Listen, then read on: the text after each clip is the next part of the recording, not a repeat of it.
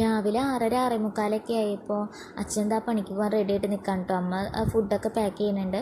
അത് കഴിഞ്ഞ് അച്ഛൻ ഇറങ്ങി കുറച്ച് നേരം കഴിഞ്ഞപ്പോൾ അനിയത്തിയും ജോലിക്ക് പോയിട്ടോ.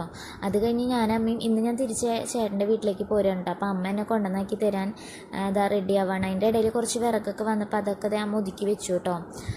ഇന്ന് ഞാൻ കുറേ ദിവസം വീട്ടിൽ നിന്ന് പോരുക കാരണം കുറച്ച് വിഷമം. അത് നമുക്ക് എല്ലാവർക്കും അങ്ങനെയാണല്ലോ അല്ലേ.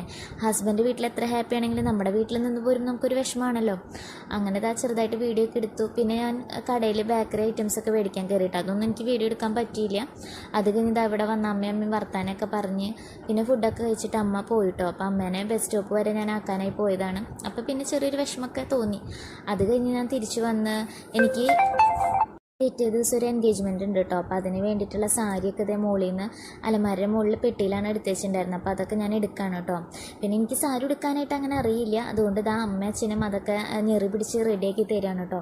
പിന്നെ അമ്മ പറഞ്ഞു ഇന്ന് തന്നെ അതൊക്കെ സെറ്റ് ചെയ്ത് വെക്കുക, അപ്പോൾ നാളെ പിന്നെ നമുക്ക് വേഗം ഒന്ന് എടുത്ത് ഉടുക്കല്ലേ വേണ്ടോ. അപ്പോൾ ഇന്നത്തെ നമ്മുടെ കുഞ്ഞു വീഡിയോ ഇത്രേ ഉള്ളൂ കേട്ടോ. ചാനൽ ഇഷ്ടപ്പെടുകയാണെങ്കിൽ സബ്സ്ക്രൈബ് ചെയ്യുക. ബൈ.